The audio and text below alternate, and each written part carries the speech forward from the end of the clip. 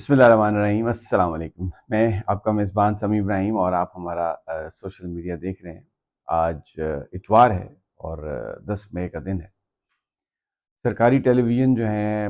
اور دوسرے جو غیر سرکاری انڈیپینڈنٹ نیوز چینل ہیں، ان سب پر جو پاکستانی افواج نے کامیابی حاصل کی مارکہ حق میں بھارت کے خلاف، اس پر خصوصی پروگرام اور بہت زیادہ خوشی کا اظہار کیا جا رہا ہے۔ یقیناً کرنا بھی چاہیے، یہ پاکستان کے لیے ایک بڑے اعزاز کی بات ہے۔ لیکن اس وقت پاکستانی عوام کی جو حالت ہے، مہنگائی کی وجہ سے، لا لیسنس کی وجہ سے، غربت کی وجہ سے، میرٹ نہ ہونے کی وجہ سے، اس پر کسی طرح سے بھی گفتگو نہیں کی جا رہی۔ اور جو انفارمیشن آ رہی ہے وہ میں اگر آپ کے ساتھ شیئر کروں تو انتہائی انسان ڈپریشن میں اور دکھ میں چلا جاتا ہے۔ سب سے بڑا ادارہ پاکستان میں انصاف دینے والا ادارہ جو فائنل کورٹ ہے وہ ہے سپریم کورٹ آف پاکستان، لیکن وہاں کی جو حالت ہے، جس طریقے سے وہاں پہ کام ہو رہا ہے اور جس طریقے سے سپریم کورٹ اور وفاقی آئینی عدالت کے بیچ میں ایک رو چل رہی ہے، اور وہ جو جھگڑا چل رہا ہے وہ کوئی اس لیے نہیں ہے کہ پاکستان کے عوام کو انصاف نہیں مل رہا، وہ اس لیے ہے کہ ایک عدالت کے ججز کی تنخواہ زیادہ ہے، دوسرے عدالت کے ججز کی تنخواہ کم ہے، عملے کی تنخواہ کم ہے، اور وہ جو اس وقت بحث ہو رہی ہے وہ یہ ہو رہی ہے کہ جی آپ تنخواہیں برابر کر دیں، آپ جو تنخواہ ہے اس کو ویب سائٹ پر جاری کر دیں، اور ایک عدالت کہہ رہی ہے کہ ہمیں آپ پر سبقت حاصل ہے، یعنی وفاقی آئینی عدالت حکومت کے خصوصی توجہ حاصل کرنے والے جج صاحبان ہیں، اس میں ان کے لیے میں ابھی آپ کو بتاتا ہوں جو رہائشیں ان کے لیے رکھی گئی ہیں، اب انہیں ججز کالونی سے نکالا گیا۔ رپورٹڈلی امین الدین خان صاحب کو وہ گھر دیا گیا جو ڈاکٹر قدیر کے پاس گھر تھا، اور اس کے ساتھ ایک بڑا ریسٹ ہاؤس ہے، اور جو کرایہ گھر کا بتایا جا رہا ہے وہ رپورٹڈلی $5,000 ہے، یعنی آپ دیکھیں 15 لاکھ روپے تو شاید ان کے گھر کا رینٹ ہے، اور پھر ریسٹ ہاؤس، اس کے علاوہ نئی گاڑیاں منگوائی گئی ہیں۔ اس سے پہلے سپریم کورٹ کے جو ججز ہیں ان کے پاس تو شاید ہونڈا گاڑی ہے، لیکن جو وفاقی آئینی عدالت کے ججز ہیں ان کے لیے پہلے تو V8 تھے منگوائے گئے، SUVs، ایک اور بڑی فیملی کار جو بتائی جا رہی ہے وہ بھی تقریباً 1.5 کروڑ مالیت کی ہے، لیکن اب BMWs منگا لی گئے ہیں۔ BMW بہت مہنگی کار ہے اور وہ ان ججز کو دی گئی ہے۔ ایک بڑا انٹرسٹنگ واقعہ بھی ہوا، بتایا جا رہا ہے کہ ایک جو جج صاحب تھے رپورٹڈلی وہ بہت تھے ایکسائٹڈ، اور جب گاڑی آئی تو انہوں نے کہا کہ میں نے گاڑی میں بیٹھ کے دیکھنا ہے، تو وہ گاڑی میں بیٹھ گئے، لیکن somehow the other وہ گاڑی لاک ہو گئی، اور اب ان کو سمجھ نہیں آ رہی تھی کہ کس طریقے سے اس کو کھولا جائے، تو تقریباً 1 گھنٹے تک وہ اس گاڑی میں لاک رہے اس گرمی کے۔ بہت شکر ہے کہ یہ ذرا یہاں پر بادل اسلام آباد میں زیادہ ہیں، جس کی وجہ سے 1 گھنٹے تک وہ گاڑی کے اندر رہے، اور اس کے بعد پھر یا تو وہ جو کمپنی ہے یہاں پر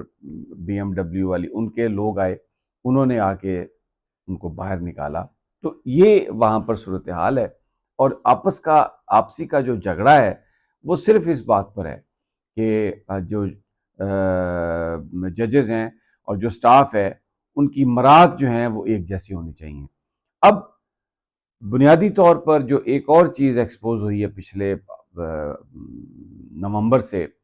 وفاقی آئینی عدالت کو جب بنایا گیا تھا تو اس کا جو ایک بڑا آرگیومنٹ تھا وہ یہ تھا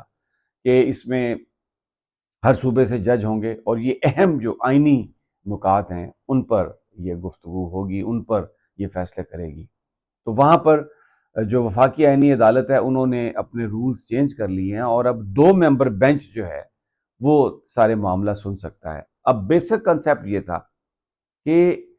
چاروں صوبوں کے ججز ہوں گے، یعنی کوئی بھی جو آئینی معاملہ آئے گا اس میں جو بینچ ہوگا وہ چاروں صوبوں کے ججز پر مشتمل ہوگا، کم از کم 5 ممبر بینچ ہوگا، اور وہ اس آئینی ایشو کا فیصلہ کرے گا، جس سے یہ ایک بتایا جا رہا تھا کہ سپریم کورٹ میں مقدمات بہت زیادہ ہو گئے ہیں، سائل بہت پریشان ہیں، لوگوں کو انصاف نہیں مل رہا، اور یہ آئینی مقدمات جو ہیں، یہ ایشوز ہیں، یہ وہاں پر چلتے رہتے ہیں، تو ان کو اس طرف کیا جائے گا وفاقی آئینی عدالت میں، اور یہاں پر ہر صوبے سے تعلق رکھنے والا جج جو ہے نا وہ اس بینچ میں شامل کیا جائے گا، اور وہ اس مسائل پر وہ فیصلہ کریں گے۔ لیکن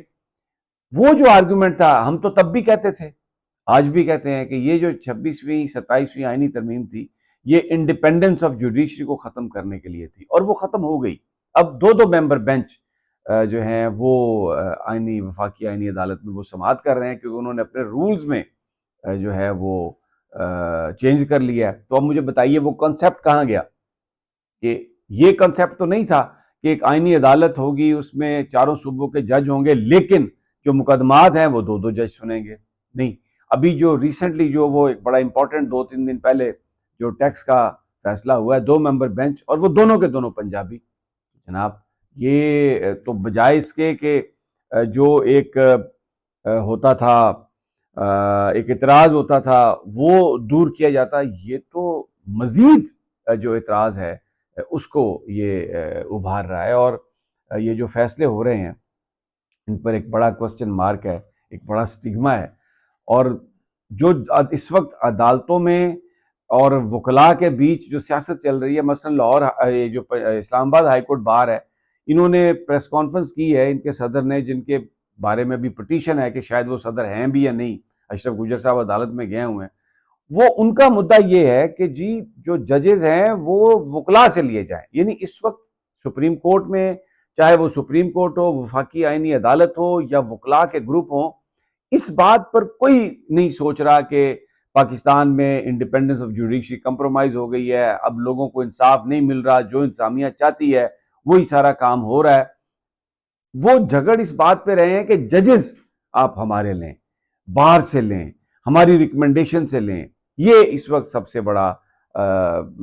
عدالت میں، سپریم کورٹ، وفاقی آئینی عدالت اور جو وکلاء تنظیمیں ہیں ان کے بیچ یہ سب سے بڑا ایک ایشو چل رہا ہے۔ عام آدمی کہاں گیا، اور وہ جو انڈیپینڈنس آف جوڈیشری تھی وہ کہاں گئی؟ کوئی اس پہ نہیں دیکھ رہا، اور حکومت نے اتنی مراد دی ہیں وفاقی آئینی عدالت کے ججز کو کہ جو اب ان کے دوسرے جو سپریم کورٹ کے ججز ہیں وہ جلنے لگ گئے ہیں۔ رپورٹڈلی عملہ جو ہے وہ رپورٹڈلی وہ پریشان ہے کہ ہماری تنخواہیں کم ہیں، اور اس وقت یحییٰ افریدی صاحب کہہ رہے ہیں کہ سپریم کورٹ اور وفاقی آئینی عدالت دونوں برابر ہیں، ہم پلہ ہیں۔ وفاقی آئینی عدالت کے ججز پرائیویٹ گفتگو میں اس بات کو نہیں تسلیم کرتے، وہ کہتے ہیں جی کہ ہم سپیریئر ہیں، اور جو مرات ہیں اور جس طریقے سے چیزیں لٹائی جا رہی ہیں اس سے ایسا لگتا ہے کہ جو وفاقی آئینی عدالت ہے، بہرحال حکومت ان کو بہت ترجیح دے رہی ہے۔ تو میں بڑا خوش ہو رہا تھا یہ دیکھ کر کہ پاکستان نے اپنے سے 6 گنا دشمن کو شکست دی، ہماری افواج نے، پوری قوم ان کے ساتھ مل کر لڑی۔ لیکن جو داخلی حالت ہے اس وقت، پاکستان کے عوام کی حالت ہے، ہمارے جو انسٹیٹیوشنز ہیں، صرف ایک پی ٹی آئی کو زیر کرنے کے لیے لوگوں کو مختلف عہدوں پر لگایا جا رہا ہے، ان سے مختلف کام کروائے جا رہے ہیں، اور اب ہر طرح سے جو معاشرے میں یہ بات ہو رہی ہے کہ یہ جو سسٹم ہے یہ پاکستان کو کہاں لے جائے گا۔ لیکن ٹیلی ویژن پر جو مین سٹریم میڈیا جسے ہم کہتے ہیں، پاکستان کے عوام کی دکھ کی کہانی نہیں آ رہی، فتح کے شادیانے ہیں۔ وہ فتح اگر اس کو سسٹین کرنا ہے ہم نے، تو پاکستان کے جو داخلی حالات ہیں، جو سیاسی حالات ہیں، ان کو بہتر کرنا ہوگا، لوگوں کے مسائل کو سننا ہوگا، اور جو ہم انجسٹس کر رہے ہیں، جو ظلم کر رہے ہیں، جو پاپولر جماعتوں کو، پی ٹی آئی کو جو دیوار کے ساتھ ہم نے لگا دیا ہے، اس کی لیڈرشپ کے ساتھ جو کر رہے ہیں، میرا خیال تھا کہ اگر آج کے دن کوئی اناؤنسمنٹ ہوتی کہ 9 مئی کے جو دہشت گردی کے مقدمات تھے ان کو اس جیت کی خوشی میں ختم کیا جاتا ہے، کیونکہ وہ سارے کے سارے مقدمات سب جانتے ہیں جس انداز میں کیے گئے، جس طرح سے فیصلے آ رہے ہیں، وہ صرف ایک پولیٹیکل وکٹمائزیشن تھی۔ اگر اس وکٹمائزیشن کو ختم کر دیا جاتا اور آج کوئی بڑا اناؤنس کر دیا جاتا، اناؤنسمنٹ آتی، تو پھر مارکہ حق کی جو خوشی ہے وہ ایک بہت بڑی حقیقی خوشی میں تبدیل ہو جاتی۔ اگلی ویڈیو تک اجازت، اللہ نگہبان۔